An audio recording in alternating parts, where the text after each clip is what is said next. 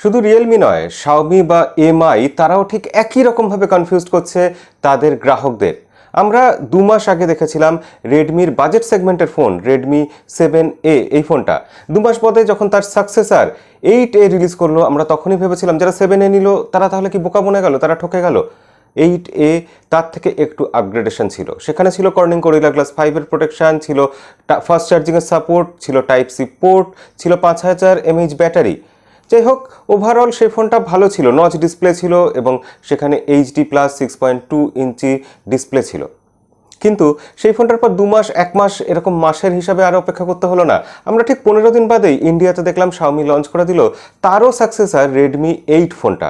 Note 4 নেই কিন্তু এখানে, শুধু রেডমি 8, মানে যেটা বাজেট সেগমেন্টের ফোন, সেই ফোনটা তারা লঞ্চ করে দিল এবং সেখানেও আপগ্রেডেশন হলো কয়েকটা জায়গায়, ছোটোখাটো কয়েকটা জায়গায়। যদিও আমরা দেখলাম সেখানে ক্যামেরা সেগমেন্টে আগেরবার ছিল 12 মেগাপিক্সেল ক্যামেরা, এবার হলো 12+2 ডুয়েল ক্যামেরা।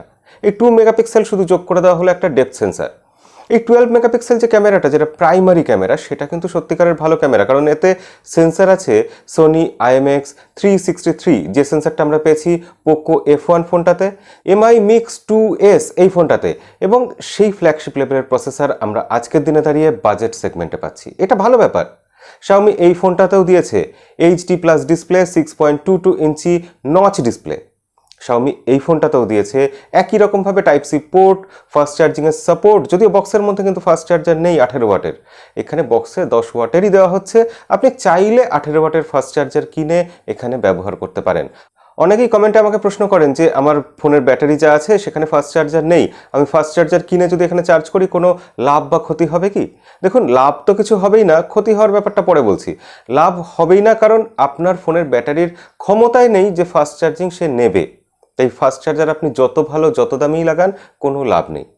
কিন্তু ক্ষতি যেটা হবে সেটা আপাত দৃষ্টিতে এমনিতে ক্ষতি হবে না, কিন্তু লং রানে যখন আপনি দীর্ঘমেয়াদীভাবে ওই ফাস্ট চার্জার দিয়ে আপনার ব্যাটারিকে চার্জ করতে থাকবেন, তখন কিন্তু ব্যাটারির লাইফ স্প্যানে গিয়ে একটু প্রভাব পড়বে।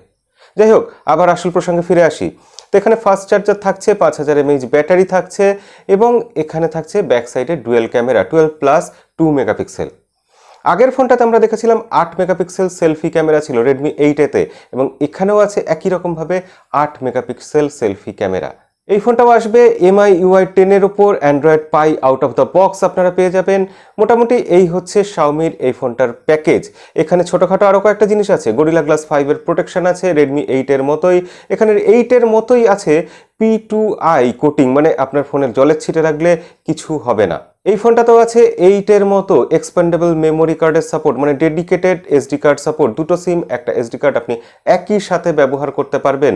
দুটো ফোনেই আছে FM রেডিও, এবং আপনি এখানে আর যেটা আপগ্রেডেশন পাচ্ছেন সেটা হচ্ছে ফিঙ্গারপ্রিন্ট সেন্সার। আমরা রেডমি 8-এতে দেখেছিলাম ফিঙ্গারপ্রিন্ট সেন্সার ছিল না, কিন্তু এখানে এটা একটা সত্যিকারের যোগ করা হয়েছে, আপগ্রেড করা হয়েছে।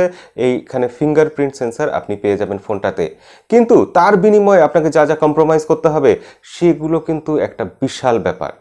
আপনাকে প্রথমত কম্প্রোমাইজ করতে হচ্ছে যে এই ফোনটার প্রসেসরে। আমরা যখনই কোনো সিরিজ দেখি, যেমন দেখুন রেডমি নোট 7 প্রো, আমরা দেখেছিলাম কোয়ালকম স্ন্যাপড্রাগন 675 প্রসেসর ছিল। তারপর তার সাকসেসর যখন আসলো রেডমি নোট 8 প্রো, সেখানে দেখলাম প্রসেসরে একটা বড় আপগ্রেডেশন, সেখানে পেলাম আমরা মিডিয়াটেকের G90T প্রসেসরটা। কিন্তু এখানে আমরা রেডমির এই বাজেট সেগমেন্টের সিরিজে রেডমি 6-এ আমরা পেয়েছিলাম P22 প্রসেসর, রেডমি 7-এ পেলাম সত্যিকারের আপগ্রেডেশন, সেখানে পেলাম আমরা কোয়ালকম স্ন্যাপড্রাগন 632 প্রসেসর। এবার আমরা আশা করেছিলাম তার থেকে বেশি কিছু হবে। আচ্ছা, তার থেকে বেশি কিছু চাই না, অন্তত সেটাই বজায় রাখা হোক। তার জায়গায় রেডমি এখানে ডিগ্রেড করলো, মানে তারা আরও কমজোরি, আরও কম দামি, আরও খারাপ প্রসেসর দিল। তারা এখানে দিল কোয়ালকম স্ন্যাপড্রাগন 439 প্রসেসর, যেটা আমরা রেডমি 7A-তে পেয়েছি, রেডমি 8A-তে পেলাম, এবং আজকে আমরা পাচ্ছি রেডমি 8 ফোনটাতেও। এটা রীতিমতো একটা ফোনকে পিছন দিকে নিয়ে যাওয়া আমি বলবো। এখানে কিন্তু শাওমি যা করেছে তাতে এই ফোনটা আমার মতে সুপার ফ্লপ হবে, এবং শাওমি এটা কি ভেবে করেছে আমি জানি না, কিন্তু শাওমি কিছু লোভনীয় জিনিস দেখিয়ে আসলে ভিতরে মাল মশলাতে গরমিল করে দিয়েছে, যেরকম ভিভো বা ওপো তাদের বহু ফোনে করে থাকে। শাওমিও কি এবার তাহলে কম্পিটিশনে পেরে না উঠে ভিভো ওপোর রাস্তা ধরছে? আমরা আগের ফোনটা দেখেছিলাম রেডমি 8-এ দেখেছিলাম ইন্ডিয়ান কারেন্সিতে 2GB 32GB ভার্সনটা আমরা পাচ্ছিলাম 6500 রুপিতে, এবং এখানে আমরা পাচ্ছি 7999 রুপিতে। সেখানে রেডমি 8A-তে আমরা পেয়েছিলাম 3GB 32GB ভার্সনটা 7,000 রুপিতে, এখানে আমরা 1,000 টাকা বেশি দিয়ে একই ফোন পাচ্ছি, শুধু একটা এক্সট্রা ফিঙ্গারপ্রিন্ট সেন্সার আর সামান্য কিছু ফিচারের চেঞ্জ পাচ্ছি এবং প্রসেসর অনেক খারাপ পাচ্ছি। আমরা 8,000 রুপি দিয়ে কেন এই ফোনটা নেব এটা আমি সত্যিই জানি না।